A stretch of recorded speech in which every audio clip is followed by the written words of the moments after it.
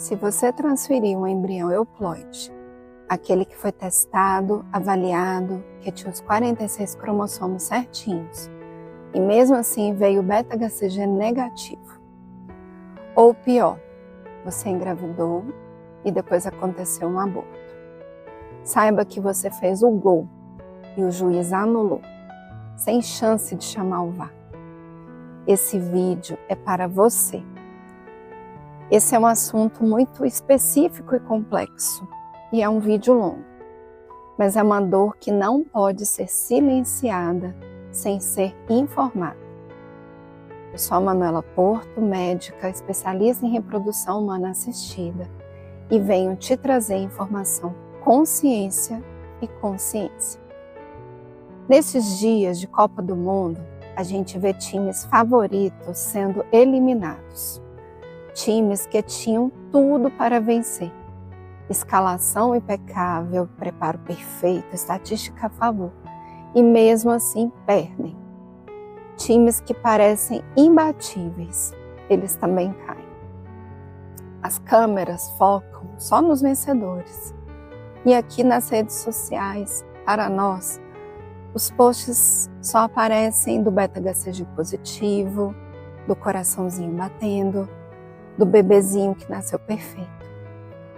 Mas todas elas escondem a realidade de todo o esporte, do nosso corpo, da medicina e da vida.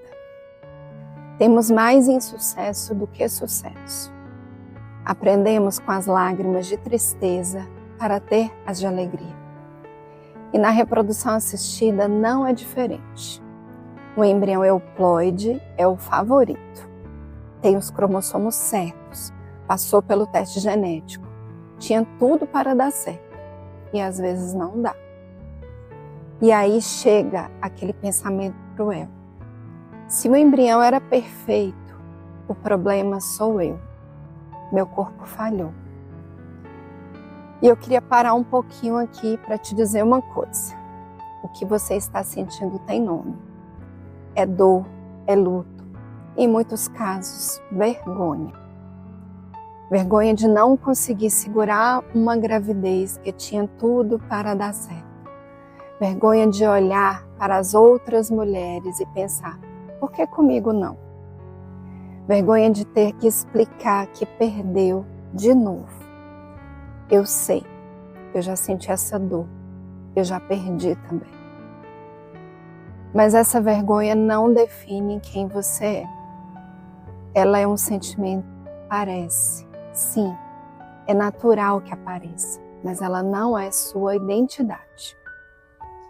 Eu já vi alguns colegas médicos dizerem, se o embrião era euploide e aconteceu um aborto, uma falha de implantação, o motivo não é o embrião. Eu discordo e vou te explicar por quê.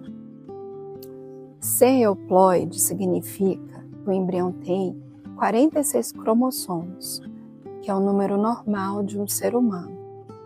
Isso é excelente, reduz muito o risco de aborto, mas não elimina. Ainda temos cerca de 40 a 50% de chance do embrião não implantar e 8 a 10% de risco de ter um aborto. O embrião euploide pode sim não implantar ou evoluir para uma perda gestacional por várias razões. Existem as causas do próprio embrião. O PGTA, que é o exame padrão, detecta aneuploidias, que são os erros cromossômicos maiores, mas não identificam microdeleções, as mutações pontuais, nem todas as formas de mosaicismos. E existem as alterações monogênicas, que elas não são captadas por este teste genético padrão.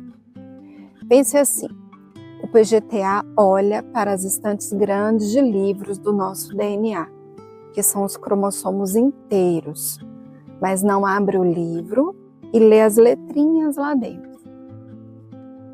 Além dessas questões, existem questões embrionárias que refletem a saúde do óvulo e podem refletir em uma perda gestacional, como alterações energéticas que são refletidas das mitocôndrias, alterações na arquitetura do óvulo, que são o citoesqueleto, questões do espermatozoide, como a fragmentação de DNA.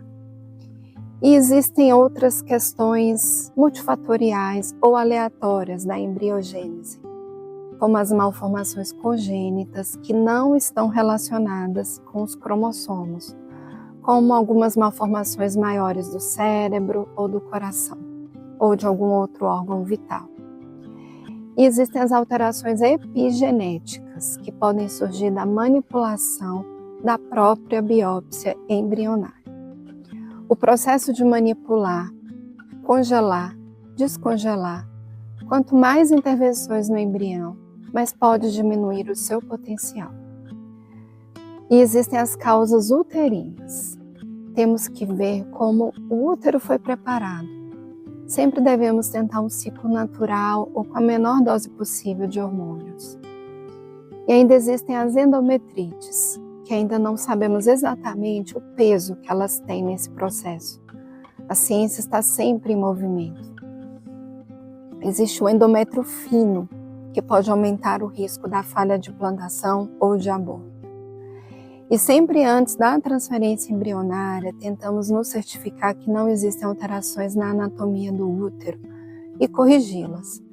Mas existem casos de malformações que não são corrigíveis ou ocorre um franco crescimento de miomas, pólipos, durante já os altos níveis hormonais. Também é importante avaliar a possibilidade da dilatação das trompas, que é a hidrossalpinge, que também podem aumentar risco de aborto ou das falhas de implantação. Além disso tudo, existem as causas sistêmicas na saúde da mãe. As trombofilias, especificamente a SAF, que é a síndrome do anticorpo antifosfolípide, que é a única trombofilia com comprovação para o risco de aborto, que é uma doença autoimune e geralmente causa perdas mais tardias a partir de 8 a 10 semanas. Lembrando e reforçando que as trombofilias hereditárias não são causa para falha de implantação ou abortos precoces. Além disso, existem fatores, além das questões da mãe especificamente, questões gerais que são da mãe ou do pai, que são as questões do peso, hábitos de vida, estresse, sono, questões metabólicas, a idade de ambos. E cada vez mais se fala sobre a fragmentação de DNA do espermatozoide, que impacta diretamente na qualidade do embrião e na chance de um aborto, mesmo quando esse embrião é euploide. Eu sei, isso dói. Dói porque a gente recebe o laudo euploide e a gente respira.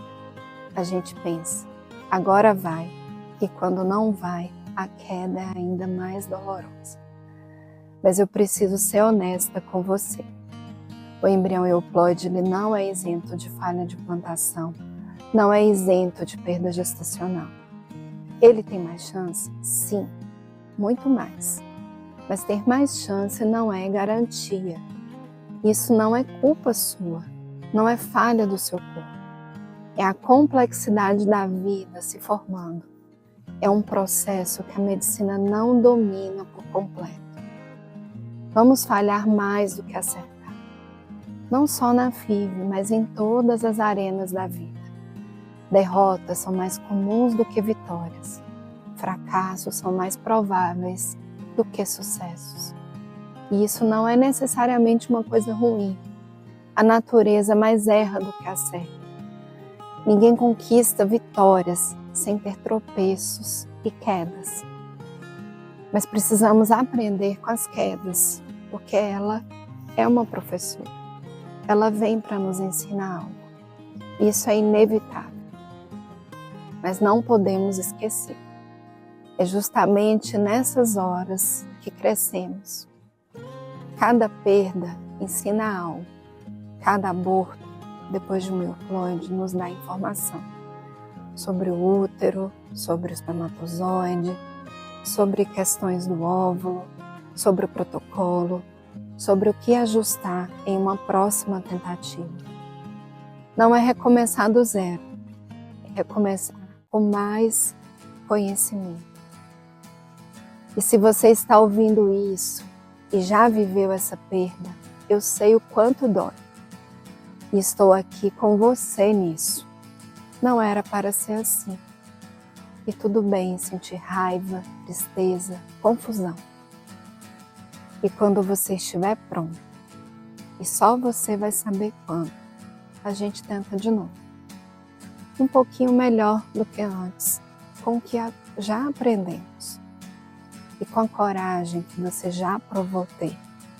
Porque coragem de tentar novamente, depois de uma perda assim, já é o começo da sua vitória.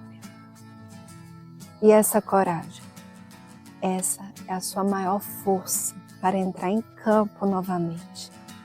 E eu queria aproveitar e falar um pouquinho sobre a música Wonderwall, que ela fala sobre uma parede mágica, cheia de portas e surpresas, que separava dois mundos. Wonderwall é a música que o time da Inglaterra cantou quando venceu e faz todo o sentido. A música que celebra o triunfo dos favoritos é a mesma que acolhe a vida deles. Com amor e luz, e conte comigo na caminhada.